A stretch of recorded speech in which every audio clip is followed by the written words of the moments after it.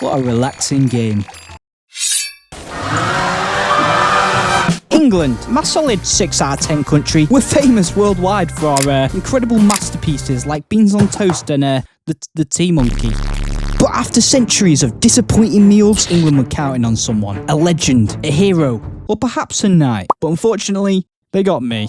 So today we're playing Chef Night, a game that will let me feed my people the greatest meals they've ever tasted. And in the meantime, I'll 100% complete the entire game. I am waiting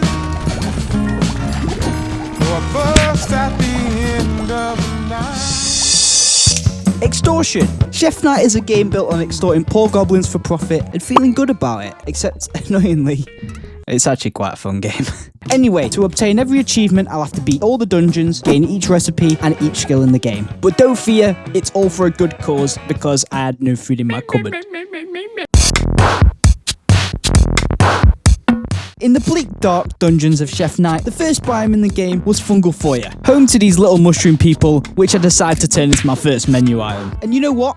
They were down for it. Now on the surface, this game is pretty simple. If you've ever played something like Brotato or Vampire Survivors, it's got a pretty similar gameplay loop. Waves of enemies come, you stand still, do nothing and look sick while doing it. You don't need to attack, if you get me. Anyway, after convincing the goblins to eat the mushroom people, we then used the extorted profits to start the skill tree. Now this skill tree has a lot. Like, so much that I'm not even going to bother counting them, but there are about 4 branches, and then each of those branches branch off into more branches, and then you just got so many branches, and I don't know what the hell's going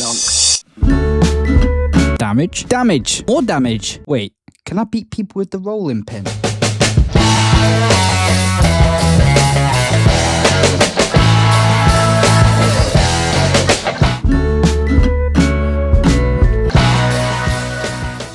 It was at this point I realised I needed to build a kitchen. I needed an army, and I needed to do it by the end of this video. So after getting through the first 3 floors of this biome, I reached the final chest to unlock the next one. I had to destroy it. It was now or never. Right, come on. Do it for the goblins, first try. Yes! Oh my god! I had done it, and I was now one step closer to building my dream kitchen. Seafood Sewer. It was about time I branched into the pescatarian market, as this place revolved around battering fish. Now, if you hadn't already noticed, I'm not the only one trying to batter these fish. As you can see, there's these new hazards that have been added to the game, which goes alongside this new health bar, which I'm sure will become a problem later on. Anyway, we decided to sell the fish for about 60,000, which in today's market, that's kind of a bargain. But after countless runs of making money and more money, I then came across my biggest issue with the game. Repetition. And not in a, run around on Nuke Town and kill 30 people, get a nuke and blow the map up repetitive. This game is borderline boring repetitive. I'm trying to make this game interesting, and it is. To an extent, this game can be very interesting, okay? It's quite fun, there's a good route of recipes, and there's, this thing I'm about to show in a second. That's probably my biggest issue with this game. However, when you decide to add this seasoning pot, it's basically like adding coke to your meals. For this shit'll make you invincible. Able to conquer the world and eviscerate your enemies. Because then the number goes from small additions to I'm a fucking millionaire, you know what I mean? Alright, let's give this video some energy. There's 2 things I needed to become the greatest chef in the world and gain every achievement in the game. Number 1, I needed a signature dish. These plants from Plants vs Zombies, they ain't cutting it anymore for my meals. And the other thing I needed, more than anything in this world, is this little guy, Bilbo the First. Hello there. Not to be confused with his brother in crime, Bilbo the Second, who I don't get till later on. With the joint effort of my new team, we could take on the world. I was basically Gordon Ramsay in Hell's Kitchen. I was telling this guy what to do, Donkey! And he was doing it. Please keep making food for me. Thank you. But the fun didn't stop there, no.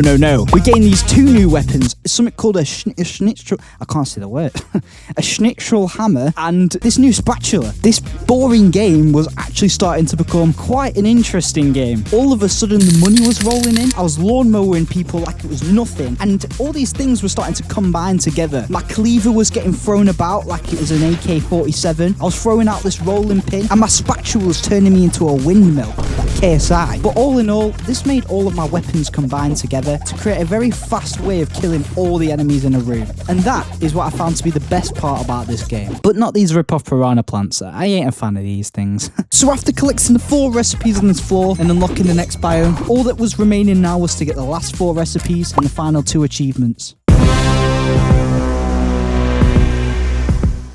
So, what do you want to be when you grow up? Samantha. I want to be a doctor. Exciting.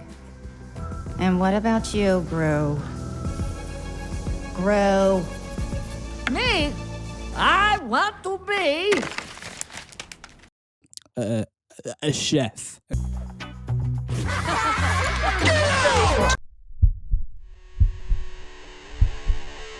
The time has come to get my revenge. With my 2 Bilbos, anything is possible.